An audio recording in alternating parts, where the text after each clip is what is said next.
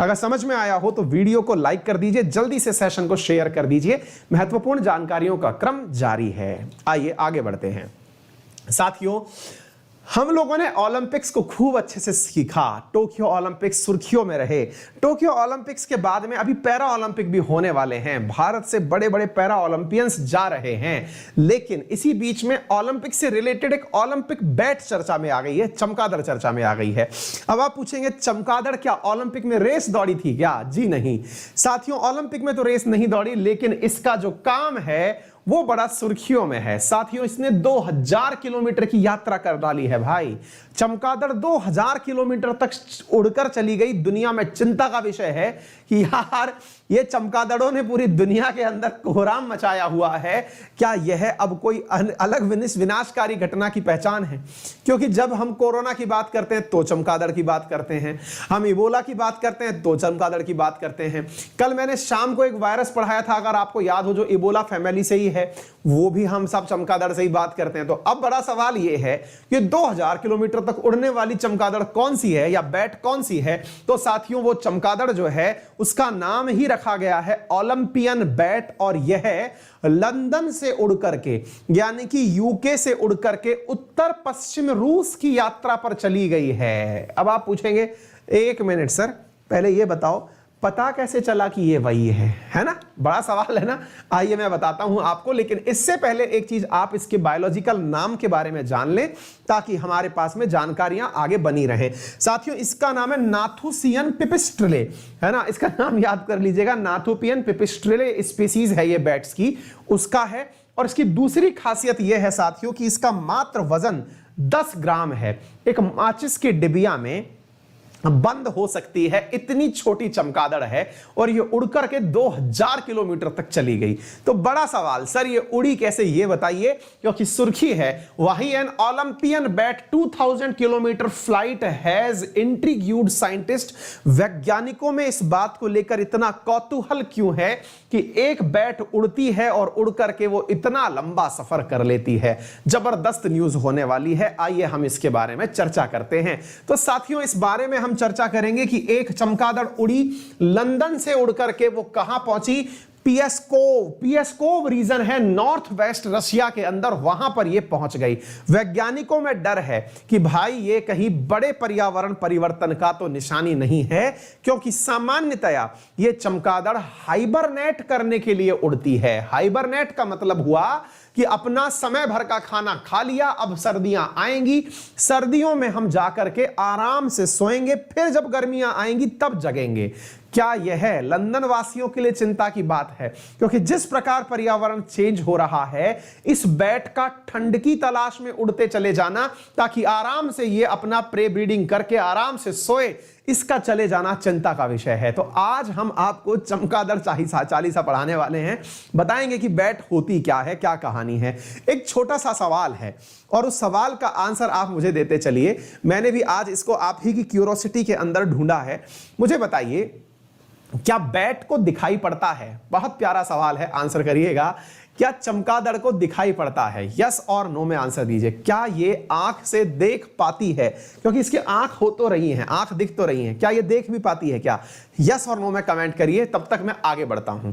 साथियों, ये जो मैट आपको दिखाई दे रही है, ये लंदन से उड़ करके यहां पहुंची है। अगर हम ज्योग्राफिकल रीजंस में बात करें तो ये थोड़ा सा और ऊपर की तरफ चल दी है, थोड़ा और ऊपर की तरफ चल दी है। दैट मींस यह ठंडे इलाकों की तरफ गई है।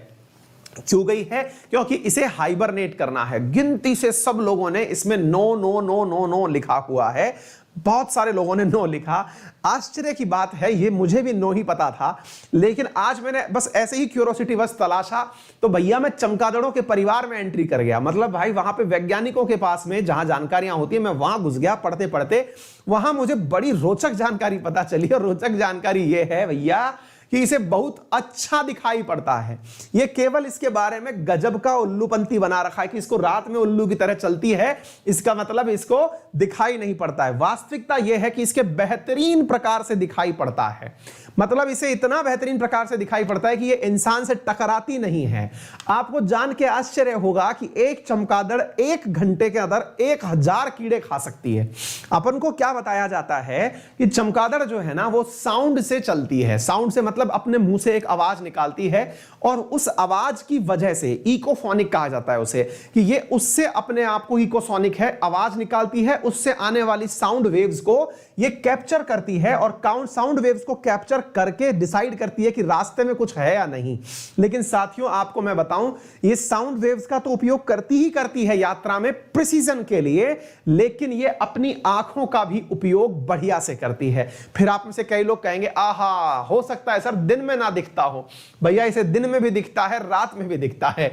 ये मतलब पूरी तरह से देख पाती अपनी तरह। जैसे इंसान है ना, इंसान केवल कलरफुल चीजें भी देख पाता है, ये कलरफुल नहीं देख पाती, कलर ब्लाइंड होती है, ये ब्लाइंड नहीं होती है। इसे रंग का अंतर नहीं पता है कि ये लाल है कि ये नीला है, लेकिन बहुत से जानवरों को नहीं पता होता, बहुत से जानवर कलर ब्लाइंड होते हैं, तो ये कोई बहुत बड़ी बात नहीं है। तो इस बात को अच्छे से समझ लीजिएगा, है ना। तो ये एक मेरा भी डाउट क्लियर हुआ था, तो मैंने आपका भी क्लियर कर दिया है आज, ठीक है।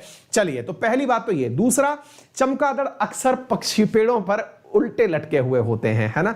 इसके पीछे ऐसा नहीं है, इसके पीछे रीजन ये है कि ये आसानी से सो सके।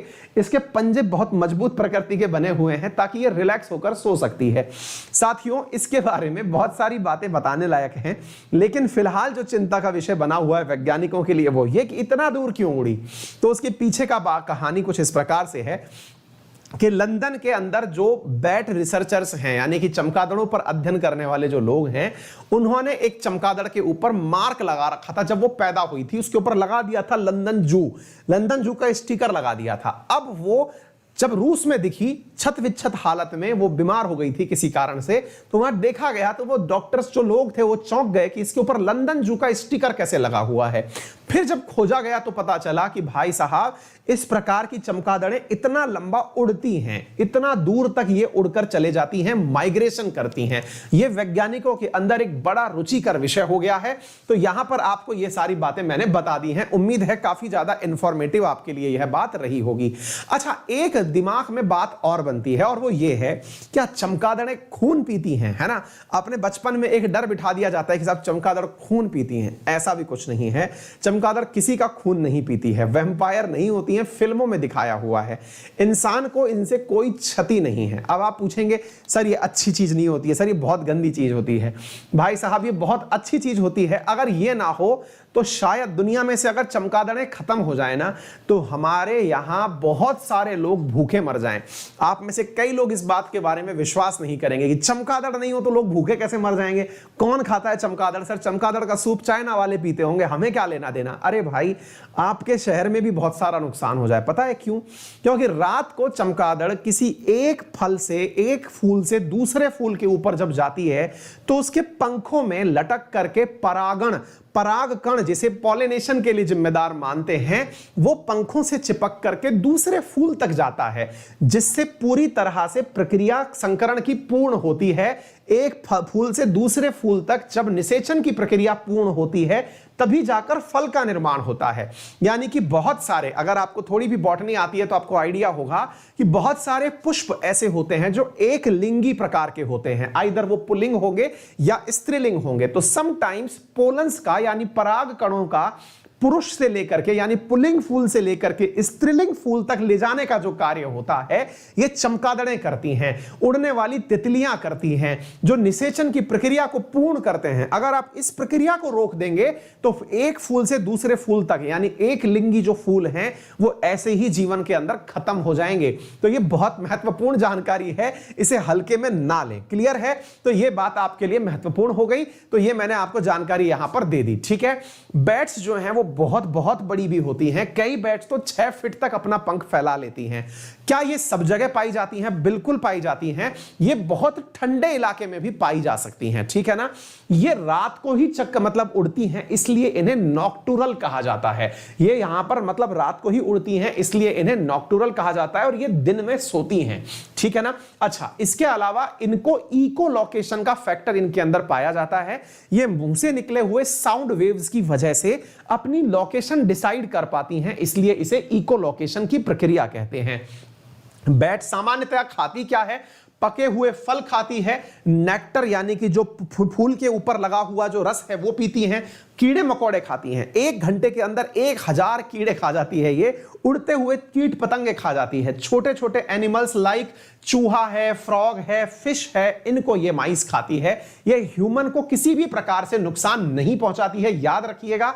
बहुत जाग है, क्योंकि फिल्मों में इस प्रकार का दिखाया गया है, बैटमैन टाइप की फिल्म, बच्चों के दिमाग में डर बैठ गया है कि जो चमगादड़ है वो लोगों का खून पीती है। ऐसा नहीं होता है, कहीं पर भी ये चीज नहीं है। कोई भी वैम्पायर ब्लड नहीं होती है।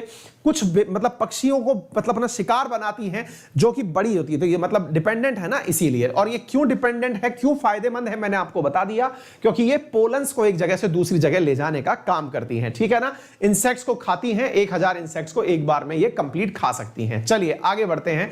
इसके मतलब इसको सुरक्षित रखने के लिए दुनिया के अंदर बैट कंजर्वेशन ट्रस्ट बना हुआ है, जिसे नेशनल नेथुसियन पिपिस्ट्रल प्रोजेक्ट 2014 कहा जाता है, जो यूके के अंदर स्थित है।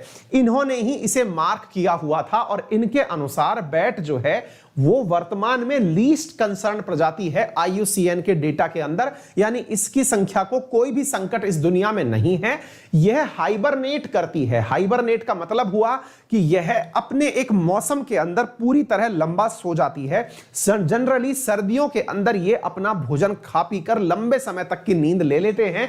कुल मिलाकर के 11 एनिमल्स ऐसे हैं जो हाइबरनेट करते हैं। बड़े एनिमल्स जिन्हें आप जानते हैं, है ना, जिनमें से बॉक्स टर्टल है, बम्बी बी है, स्नेक है, स्नेल है, स्लंक है, हेजहॉग है, ग्रॉगहॉग है, फ्लैट टेल ड्वार्फ लेमूर है, बैट है, पूल बियर है और वुड फ्रॉग है। ये कुछ प्रमुख ऐसे जानवर हैं जो रात को हाइबरनेट नहीं करते, सीजनल हाइबरनेट करते हैं, मतलब अपने एक सीजन तक बाहर निकलेंगे ही नहीं। उम्मीद है आप लोगों को यह इंफॉर्मेटिव जानकारी समझ में आई होगी। बहुत सारे लोगों ने इस कोरोना काल में बैट को बना लिया अपना दुश्मन, क्योंकि चाइनीज को कह दिया कि चाइनीज लोग तो चमगादड़ का सूप पीते हैं, इसलिए बैट बहुत गंदी चीज होती है। तो भाई मैं आपको बता दूं कि यह पर्यावरण की मित्र है, इसे आप दुश्मन ना माने, कहीं देखें तो थोड़ी इज्जत करें इसकी, ठीक है।